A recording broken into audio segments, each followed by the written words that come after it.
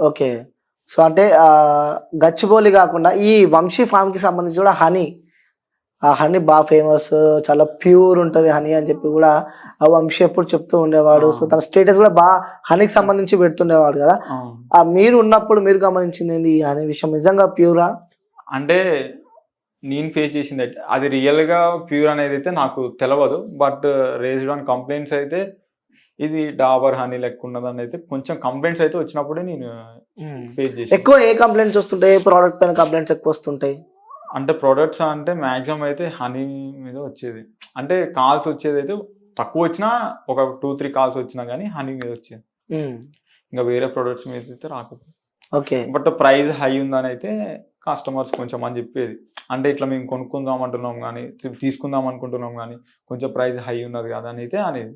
Okay. So, ఈ మొత్తానికి ఈ స్టోరీ లైక్ ఈ ఇష్యూ చూస్తుంటే నీకేమనిపిస్తుంది? లైక్ అంటే ఎందుకు తెరపైకి వద్దామనుకున్నావు? ఎందుకు ఇంటర్వ్యూస్ ఇద్దామనుకున్నావు?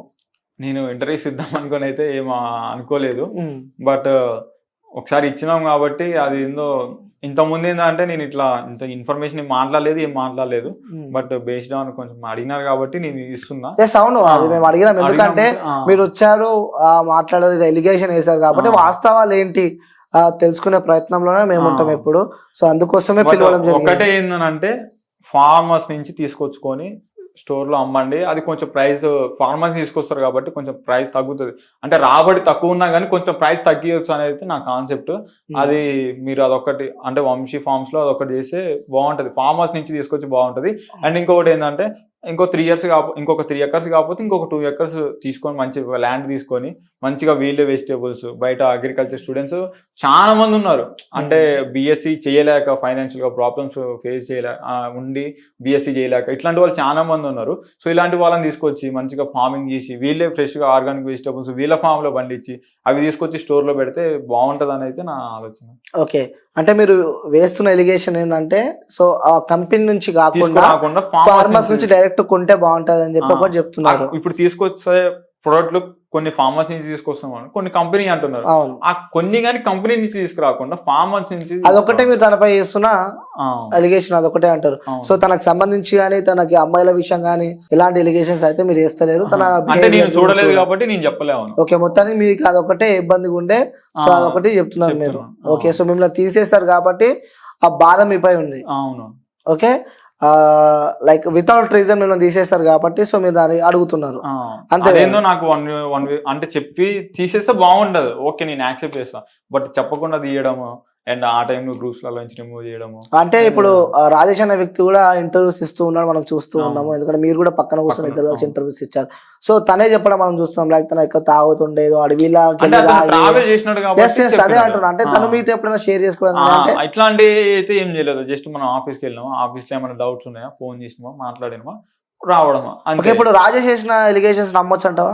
అది నేను చెప్పలేను కదా. నేను ఇంటర్వ్యూ ఇచ్చా కాబట్టి అడుగుతున్నా. ఇంటర్వ్యూ చేసినా గానీ అతను ట్రావెల్ చేసిండు, అతనికి తెలుసు. వంశీని కూడా నువ్వు 3 months నుంచి చూసావు కాబట్టి సో, రాజేష్ చేసిన ఎలిగేషన్ నమ్మొచ్చా?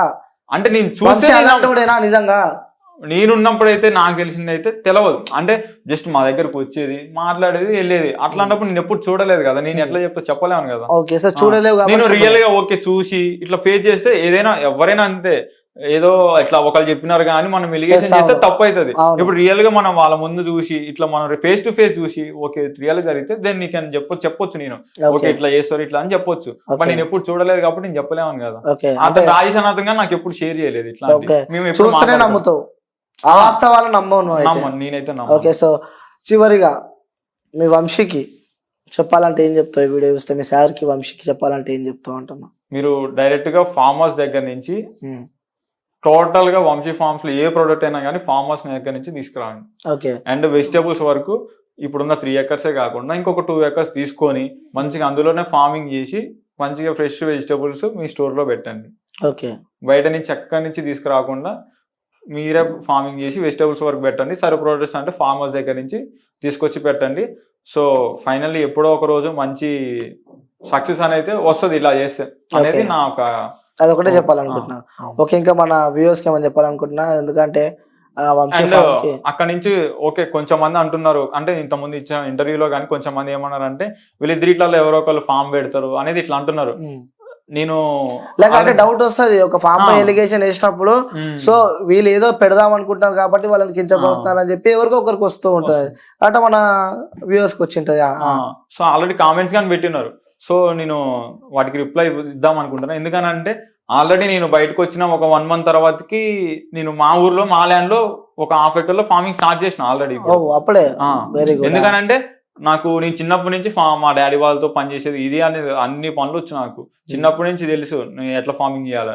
అండ్ అగ్రికల్చర్ చదివిన అప్పుడు ఆర్గానిక్ ఫార్మింగ్ గురించి నేర్చుకున్నా. ఇంకొంచెం కషాయాలు మిశ్రమాలు ఇట్లా స్ప్రేస్ ఎట్లా చేయాలి ఏందనేది నేర్చుకుందాం అనుకున్నా. బట్ ఇక్కడ అది అవ్వలేదు. తర్వాతకి బయటకు వెళ్ళిన తర్వాత నేను కొంచెం స్టడీ చేసిన. ప్రెసెంట్ నేను ఒక హాఫ్ ఎకర్లు మా పొలంలోనే నేను మా సొంతగా ఫార్మింగ్ అనేది చేస్తున్నా.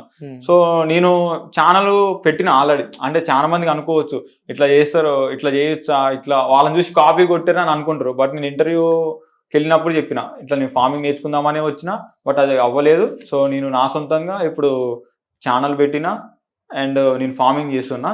నేను నా ఛానల్ ఏమొచ్చేసి ఫ్రెండ్స్ ఆర్గానిక్ ఫార్మింగ్ అని పెట్టిన. దీని మెయిన్ కాన్సెప్ట్ ఏంటంటే అందరూ సిటీలో ఆర్గానిక్ అంటారు, ఓన్లీ సిటీలలోనే ఆర్గానిక్ అని చెప్తారు, కానీ పల్లెటూర్లలో ఎక్కడైనా కానీ ఆర్గానిక్ వెజిటేబుల్స్ అయినా ఆర్గానిక్ ప్రొడక్ట్స్ అయినా ఎప్పుడైనా మీరు విన్నారా? ఎక్కడ లేదు. సో నేనేం చేద్దాం అనుకుంటున్నా అంటే ఊర్లలో ఎక్కువ కెమికల్ ఫార్మింగే చేస్తారు మాక్సిమం అందరూ.